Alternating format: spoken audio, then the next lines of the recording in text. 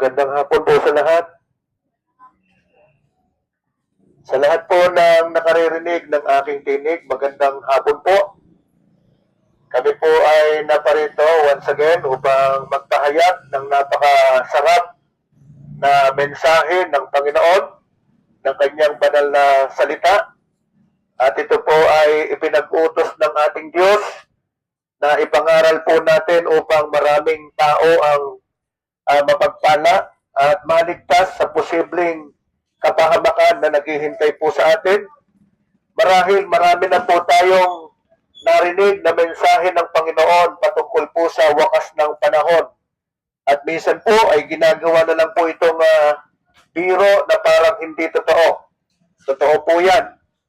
Ang Panginoon po ipinagpauna na noon pang panahon ng mga apostol. Mismong ang Panginoon na nagsabi na mayroon pong katapusan ang pag-iral ng sanlibutan. At ang katapusan po ng pag-iral ng sanlibutan ay hindi po maaring hindi dumanas ng mga pangyayari na makapagpapasakit o makamamatay sa buhay ng tao. Katulad po ng nangyayari sa pangkasalukuyan, hindi po lingid sa inyong kaalaman. Hindi po lingid sa ating kaalaman na may nagaganap po na digmaan sa gawing silangan. Ayan po, nakasalukuyan ay naglalaban po ang Amerika, kakampi ang Israel, laban po sa bansang Iran at sa mga kakampi nito. Bago po maganap ang mga bagay na yan, ipinagpauna na po ng Diyos, ipinagpauna na ng ating Panginoon na kailangan maganap ang mga bagay na yan. So, marami pong tao ang hindi naniniwala, pero hindi magbabago ang hula ng Biblia. Ito po ay matutupad sa kanyang kapanahunan at ito po ay balita o magandang balita na para po sa bawat isa sa atin upang mapaghandaan po natin, hindi po yung gera. Kasi po wala tayong magagawa kapag sumiklab ang gera, kapag pumutok ang mga bulkan, kapag yumanig ang lupa sa pamamagitan ng lindol, at kapag nagkaroon ng malawakang tagutom.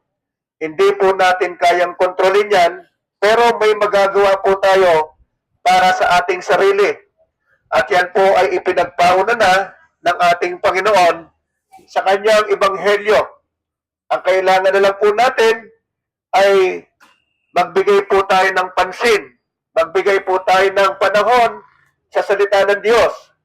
Katulad po ng sinasabi ni Mateo, hindi lamang po sa tinapay nabubuhay ang tao, kundi sa bawat salita na lumalabas sa bibig ng Diyos.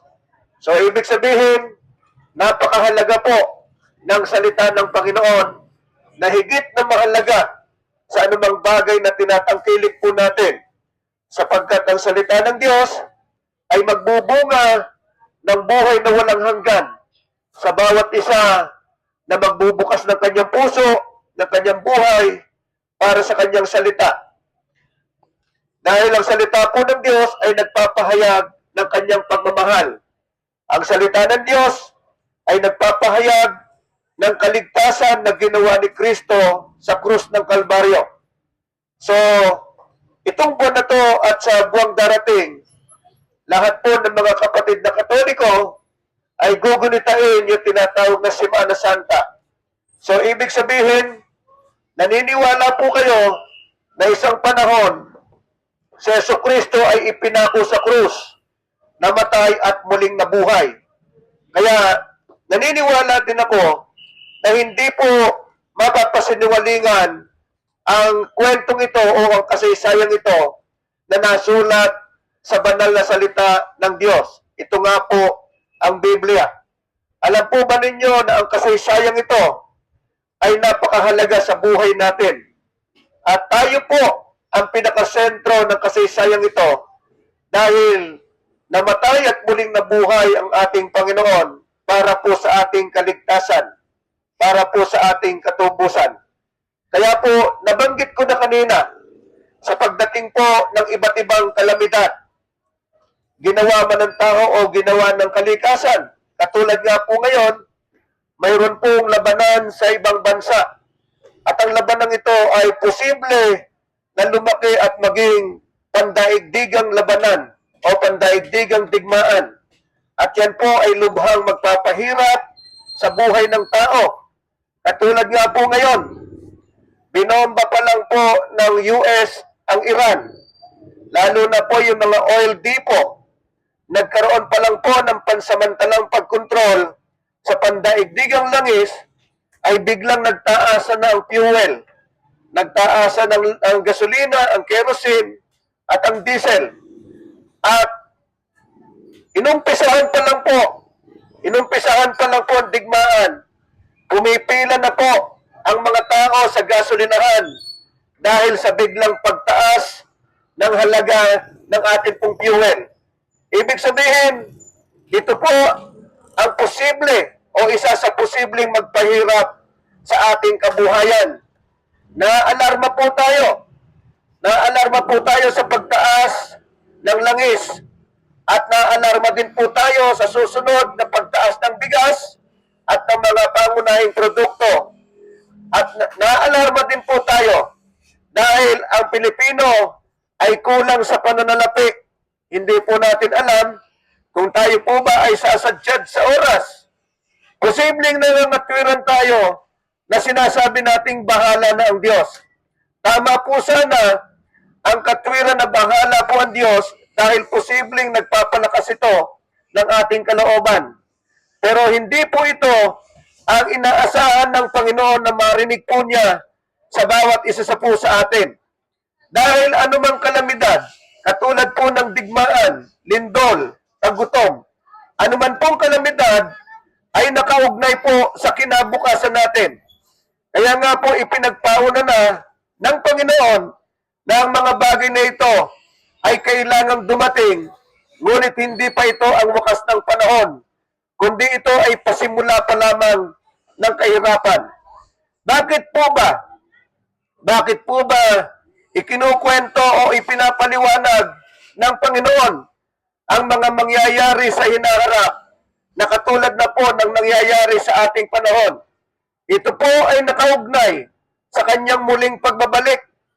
Sangka po ng kanyang muling pagbabalik, ang pagkakaroon ng digmaan, ang pagkakaroon ng labanan, ang pagkakaroon ng lindol, ang pagkakaroon ng tagutom sa iba't ibang dako na kung saan mararamdaman sa lahat ng panig ng sanlibutan ang paghihirap po sa ekonomiya na unti-unti nang nararamdaman ng bansang Pilipinas. Hindi pa po nagsisimula ang pandaigdigang paghihirap. Ang Pilipinas ay apektado na po kaagad dahil napakababa po ng ating ekonomiya. Ang mga bagay na ito ay mga palatandaan na hindi na malayo ang Panginoon ay darating dahil tatapusin niya ang pag-iral ng sanlibutan ito. At ang solusyon upang matakasan natin ang kapahamakan at ang posibleng walang hanggang kamatayan ay ang pananampalataya sa ating Panginoon.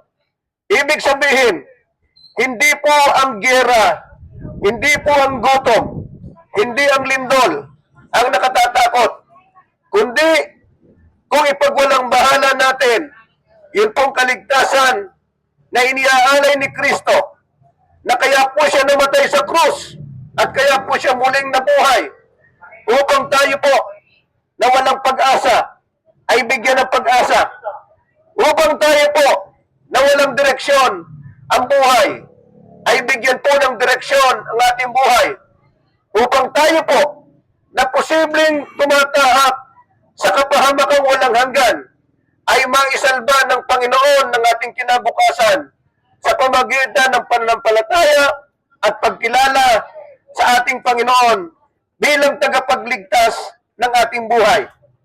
Uulitin ko po, mga kapwa ko Kapampangan, ano po, inihula o sinabi na ng Panginoon kung anong magaganap sa hinaharap bilang tanda na hindi na malayo ang kanyang muling pagbabalik.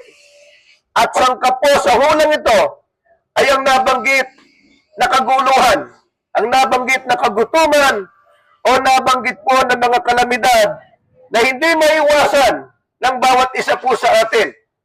Ang paghandaan po natin ay ang kaligtasan po natin. Dahil dumating man po o hindi ang kalamidad na yan, tatapusin ng Panginoon ang pag-iral ng mundong ito o matatapos ang pangkasalukuyan nating buhay.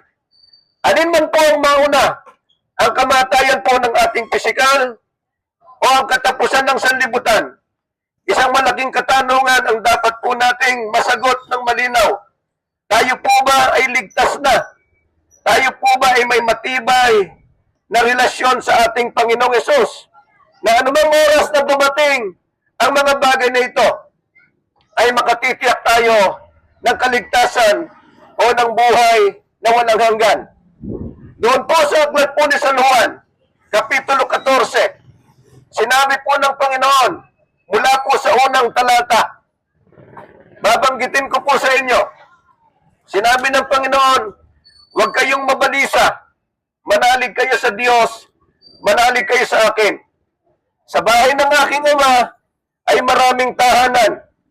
Kung hindi ito totoo, sasabihin ko ba sa inyo, ako ay paroroon upang ipaghanda ko kayo ng dakong paglalagyan. At kapag naihanda na ang lahat, sabi ng Panginoong Hesus, ako ay muling babalik upang kuhanin ko kayo, upang kung saan ako nandoon, kayo man ay dumuon. Sumagot si Tomas, Panginoong Hesus, hindi nga po namin alam kung saan kayo pupunta. Papaano namin malalaman ang daan?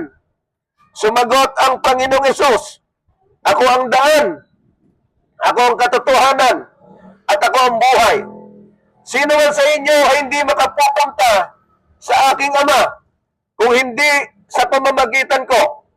Maliwanag po sa talatang ito na ang daigdig ay hindi po permanenteng tahanan dahil ang daigdig ay makakaranas ng kawasakan, makakaranas ng kasiraan, na ang tanging makapagsasalba sa atin mula sa kapahamakang naghihintay sa daigdig na ito ay ang pananampalataya sa bugtong na anak ng Diyos. Walang iba kundi ang Panginoong Hesus, sapagkat siya lamang at kaisa-isang siya lamang ang nagsabi, siya ang daan, katotohanan at buhay. At sino man na hindi makapupunta sa Ama doon sa pangwalang hanggang tahanan, doon sa buhay na walang hanggan, kundi sa pamamagitan lamang ng ating Panginoong Hesus. Kaya po ito ay tinatawag na magandang balita dahil ito po ang makapagsasalba sa atin mula sa kapahamakan patungo sa kaligtasan sa buhay na walang hanggan. Kaya po sa oras na ito, ako po ay mananalangin para po sa inyo. Doon po sa mga nakikinig, alam ko po may nakikinig ngayon. Doon po sa mga nakikinig na handang magbukas ng kanilang puso at buhay upang kilalanin at tanggapin si Jesus bilang tagapagligtas. Ipapanalangin ko po kayo sa oras na ito. Huwag po kayong mahihiya dahil nakikita ng Panginoon mula sa langit ang ating puso at ang ating isip. Siya ang nakakaalam ng nilalaman ng ating isip. Ipapanalangin ko po kayo, ano man po ang ginagawa ninyo, makinig lang po kayo at yumuko. Hallelujah! Minamahal naming Ama na nasa langit, sa oras na ito kami po ay nagpapasalamat dahil naipahayag ang iyong makapangyarihang salita na kung saan pinatunayan po namin na walang inaasahan ang sanglibutang ito. Walang inaasahan ng bawat isa po sa amin na posibleng magsalba mula sa kapahamakan at walang hanggang kamatayan, kundi ang iyong bugtong na anak na si Jesus na siyang namatay at muling nabuhay upang sa pamamagitan ng bagay na ito maipatawad ang aming kasalanan kung kami magsisisi at dudulog sa iyo, Panginoon. Kikilalanin at sasampalatayanan ang iyong anak na si Jesus bilang Panginoon at tagapagligtas ng aming buhay. Kaya po sa bawat isa na nakikinig ngayon, at nagbubukas ng kanyang puso para sa iyo. Hinihiling ko po ang banal na Espiritu, ang malayang kumilos sa bawat isa po sa kanila at bigyan ng katiyakan ang kanilang kaligtasan. Na sa pamamagitan ng panalangin ito, kilalanin ang iyong bugtong na anak na si Jesus na siyang tanging Panginoon at tagapagligtas ng kanilang buhay. Maraming salamat po. Pagpalain mo sila ng mga nakikinig. Pagpalain mo sila, O Diyos, ng mga tumatanggap sa iyo. Pagpalain mo sila na bukas ang puso't isip para sa iyong dakilang pangalan. Salamat po, sa iyo po namin sila pinagkakatiwala. Purihin at lalatiin ang iyong dakilang pangalan.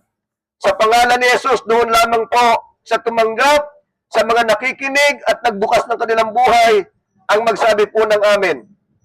Amen. Maraming salamat.